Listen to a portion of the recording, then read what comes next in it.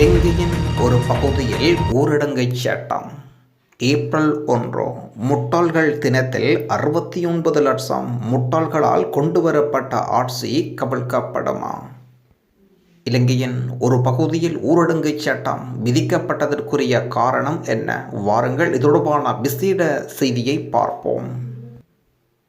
உடன் அமுலுக்கு வரும் வகையில் மறு அறிவித்தல் வரும் வரை கொழும்பு வடக்கு, கொழும்பு தெற்கு, கொழும்பு மத்தி மற்றும் நுகைகட போலீஸ் பிரிவில் ஊரடங்கு சட்டம் அமுல்படுத்தப்பட்டிருக்கின்றது. அலுத்கம, திகன, குளியாப்பட்டி, மினுவாங்குட போன்ற இடங்களில் பற்ற வைத்த நெருப்பொன்று எரிந்து கொண்டிருக்கின்றது. தனிக்கும் காரணம் என்னவென்று தெரியுமா? மிரிகானா ஜனாதிபதி வீட்டுக்கு முன்பாக ஆர்ப்பாட்டம் இடம்பெற்றிருந்தது.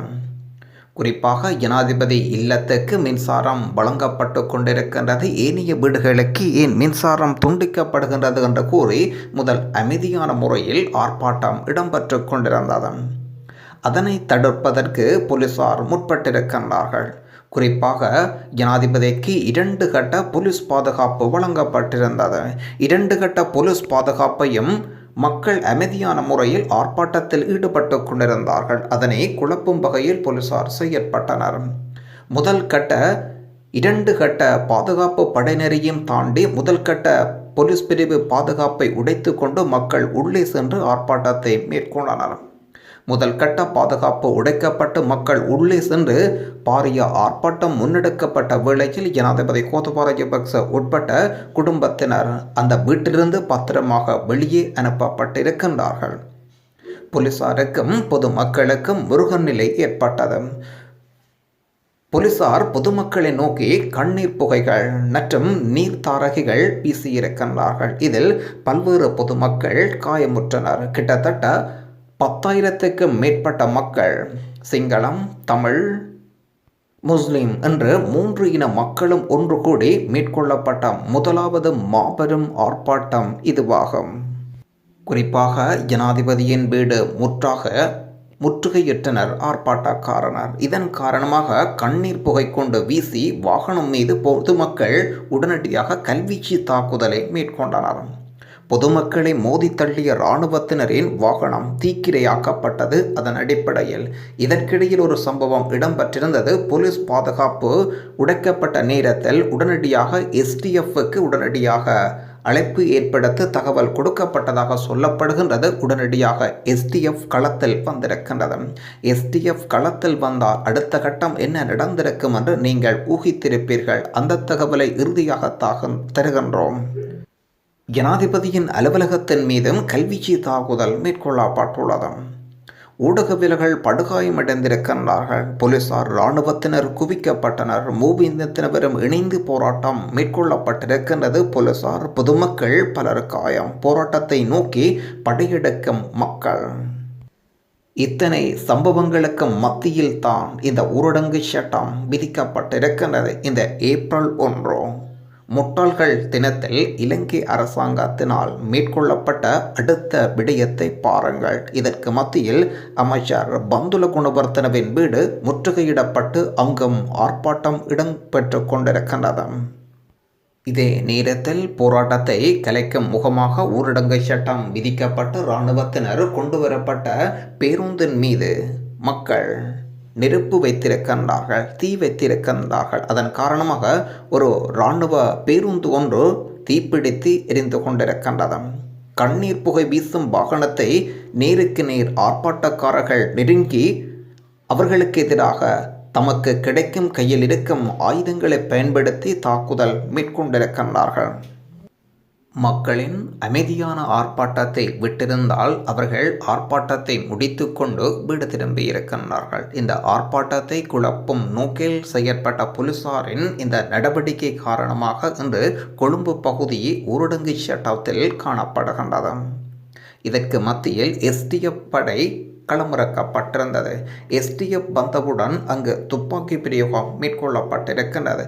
பல பொதுமக்கள் காயமுற்றிருக்கின்றார்கள். பல்வேறு நபர்கள் வைத்தியசாலையில் அனுமதிக்கப்பட்டிருக்கின்றார்கள். அனைவருக்கும் காலுக்கு கீழ் சுடுவதாக சொல்லி கிட்டத்தட்ட இடுப்பு பகுதியில் சுட்டிருக்கின்றார்கள். கன பேர் வைத்தியசாலையில் அனுமதிக்கப்பட்டிருக்கின்றார்கள். அது தொடர்பான புகைப்படங்கள், வீடியோக்கள் எமக்கு கிடைக்கப்பட்டிருக்கின்றது ஆதாரமாக. கோழைகளின் முதல் பெயர் ஆயுதம், ஊரடங்கு, கண்ணீர் புகை, கைது. இறுதியில் STF அவர்கள் வந்தால் நிலைமையே மாறிவிடும்.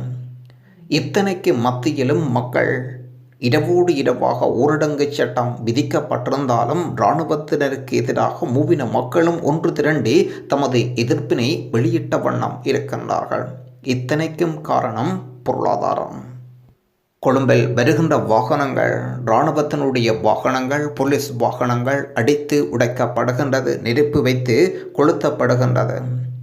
பல்வேறு பிரதேசங்களிலிருந்தும் கொழும்பை நோக்கி மக்கள் வந்து கொண்டிருக்கின்றார்கள். அமைதியான முறையில் இந்த ஆர்ப்பாட்டம் இடம்பெற்றிருந்தால் அமைதியாக கரைந்து வீடு திரும்பியிருப்பார்கள். இந்த ஆர்ப்பாட்டத்தை குழப்ப முற்பட்ட போலீசாரின் இந்த நடவடிக்கை காரணமாக கொழும்பு நகரமே இன்று முடக்கம். இந்த ஊரடங்கு சட்டம் எப்போது நீக்கப்படும் என்று தெரியாது. ஆனால் கொழும்பு பகுதியில் ஊரடங்கு சட்டம் விதிக்கப்பட்டிருந்தாலும் பொதுமக்கள் தமது எதிர்ப்பினை வெளியிட்ட வண்ணமே இருக்கின்றார்கள்.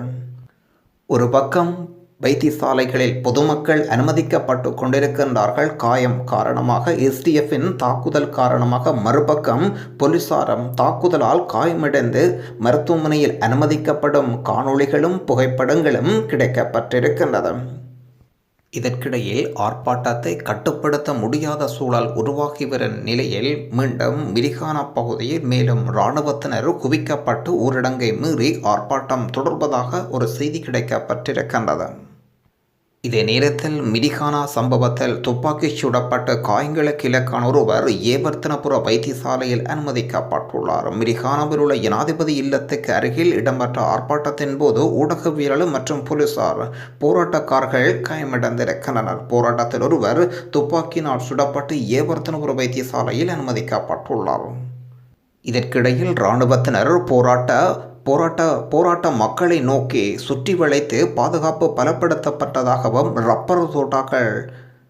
ரப்பர் தோட்டங்களால் இராணுவத்தினர் சுடு நடத்தப்படுவதாகவும் சொல்லப்படுகின்றது. இதற்கிடையில் கொழும்பில் தங்கியிருந்த வெளியூர் மக்கள் அவசரமாக சொந்த ஊர் திரும்புகின்றனர்.